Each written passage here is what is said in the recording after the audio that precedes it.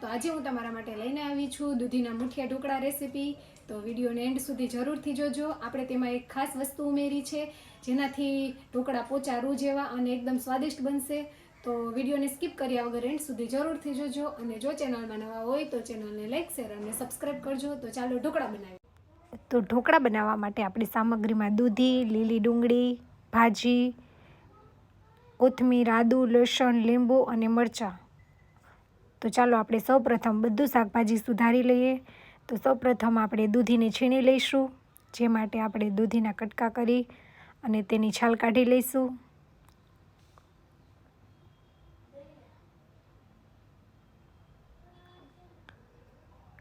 શિયાળાની સિઝનમાં ઢોકળા બનાવવાની અને ખાવાની ખૂબ જ મજા આવે છે, કારણ કે લીલા શાકભાજી અને ભાજીને ભરપૂર પ્રમાણમાં શિયાળામાં એકદમ તાજું તાજું હોય છે। માટે આપણે દૂધીની છાલ કાઢી લીધી છે। હવે તેને ખમણીમાંથી ખમણી લઈશું।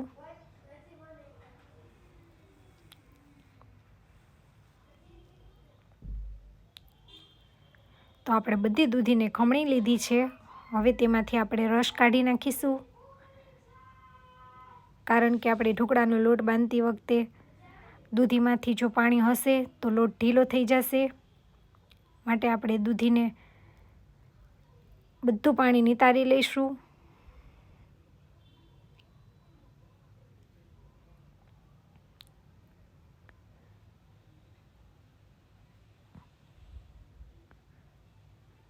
તો આપણે દૂધીમાંથી બધું પાણી નિતારી લીધું છે। હવે આપણે લીલી ડુંગળી સુધારીશું। ઝીણી ઝીણી લીલી ડુંગળી સુધારી નાખીશું।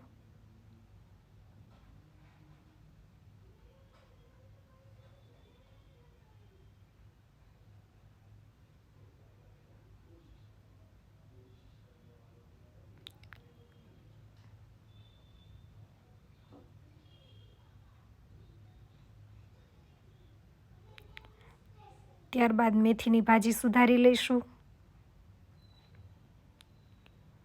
મેથીની ભાજી ઓપ્શનલ છે, નાખવી હોય તો નાખી શકાય, કારણ કે આપણે ઓલરેડી દૂધી નાખેલી જ છે। પણ મેથીવાળા મુઠિયા સારા લાગે છે, તેથી આપણે થોડી મેથીની ભાજી પણ નાખી છે। કોથમીરને પણ સુધારી લઈશું। તમે દૂધીના મુઠિયામાં મેથીની ભાજી નાખો છો કે નહીં તે કોમેન્ટ કરીને જણાવજો।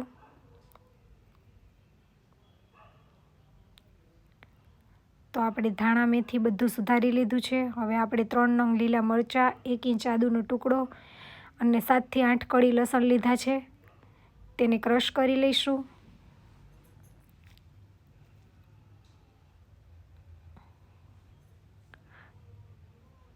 બધું જ આપણે ચોપ્ડ ક્રશ કરી નાખીશું।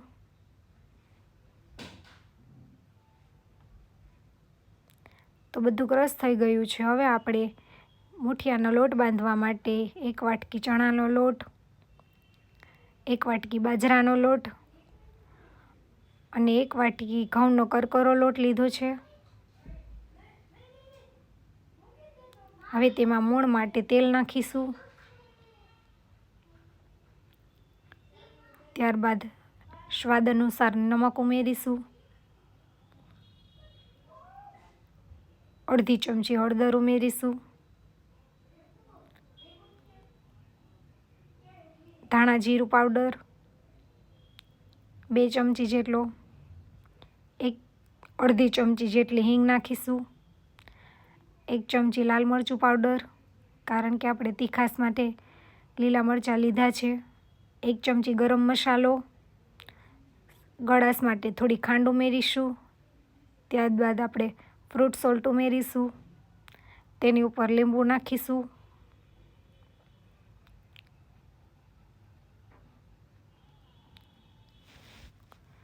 ક્રશ કરેલા આદુ, લસણ અને મરચાં ઉમેરીશું। ખમણેલી દૂધી ઉમેરીશું।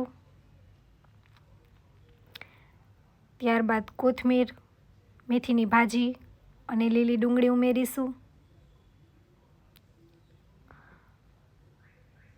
બધું સારી રીતે મિક્સ કરી લેશું। આપણે ઢોકળિયામાં પાણી મૂકી દીધું છે। ગરમ થવા માટે. તો આપણે પહેલાં બધું શાકભાજી અને લોટને મિક્સ કરી લઈશું અને જો જરૂર લાગે તો જ આપણે પાણી ઉમેરીશું, કારણ કે ડુંગળી દૂધી બધામાંથી થોડું થોડું પાણી છૂટશે.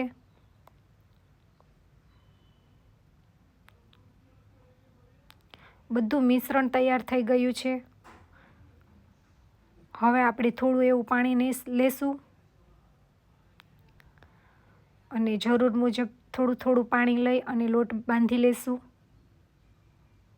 આપણે પોચો લોટ નથી રાખવાનો, કડક લોટ બાંધવાનો છે.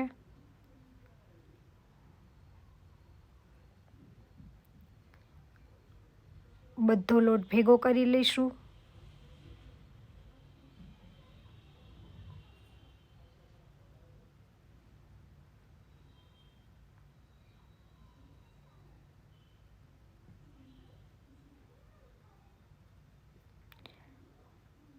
મુઠિયા વડે તેવું મિશ્રણ તૈયાર થઈ ગયું છે. હવે આપણે બંને હાથની મદદથી બધો લોટ ભેગો કરી લઈશું.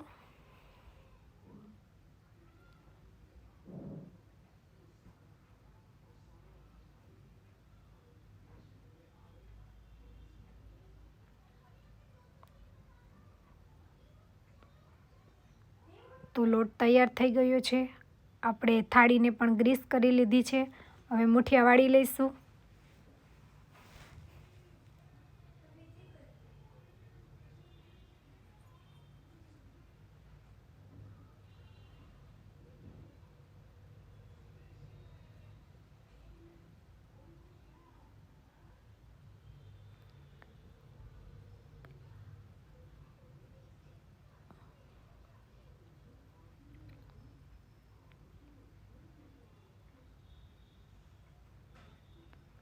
તો આવી રીતે બધા મુઠિયા વાળી લઈશું.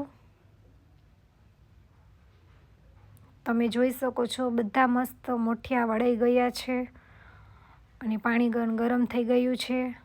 તેમાં એક લીંબુનું ફાડું નાખ્યું છે, કારણ કે ઢોકળિયું કાળું ન થઈ જાય. હવે આપણે ઢોકળાની ડીશ મૂકી દઈશું અને 10 થી 15 મિનિટ માટે ઢોકળાને સ્ટીમ થવા દઈશું.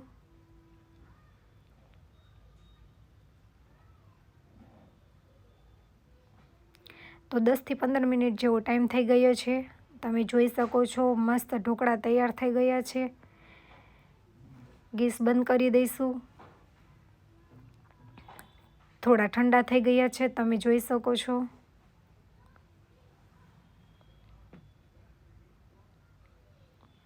તો હવે મુઠિયાને કટ કરી લઈએ.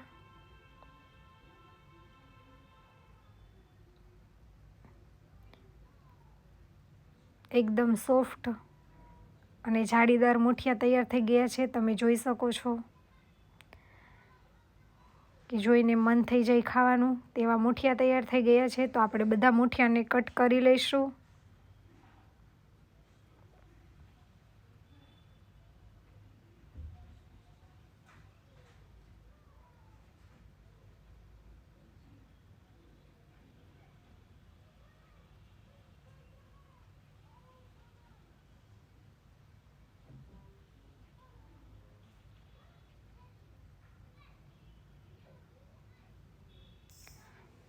તમે જોઈ શકો છો આપણે બધા મુઠિયાને કટ કરી લીધા છે અને તેનો લુક કેટલો સરસ આવે છે તમે જોઈ શકો છો.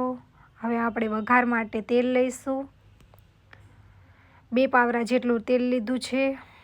મુઠિયા વઘારવામાં તેલ થોડું આગળ પડતું લઈએ છીએ. 1 ચમચી રાઈ નાખીશું. મીઠા લીમડાના પાન ઉમેરીશું. 2 ચમચી જેટલા તલ ઉમેરીશું. ઢાંકણ ઢાંકી દઈશું, કારણ કે તેલ ફૂટીને બહાર નીકળી ન જાય. ઢોકળા ઉમેરીશું. સારી રીતે હલાવી લઈશું.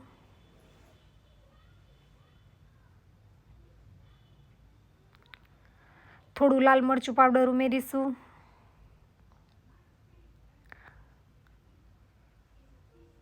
હલાવી લઈશું. લાલ મરચાંથી કલર પણ સરસ આવી જશે અને થોડી તીખાશ પણ આવશે. ગરમ મસાલો 1 ચમચી જેટલો ઉમેરીશું. બધું સારી રીતે મિક્સ કરી લઈશું.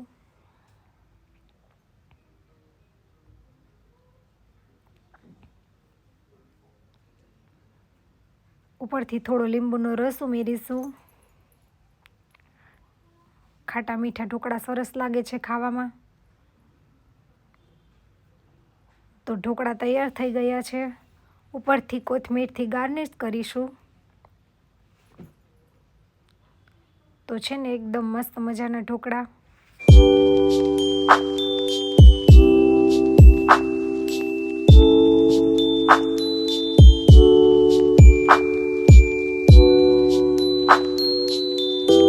તો મિત્રો આજની ઢોકળાની રેસીપી તમને કેવી લાગી તે કોમેન્ટ કરીને જણાવજો, અને ચેનલમાં નવા હોય તો ચેનલને લાઈક, શેર અને સબસ્ક્રાઈબ કરજો. તો મળશું આવી નવી રેસીપી સાથે. આવજો. જય સોમનાથ.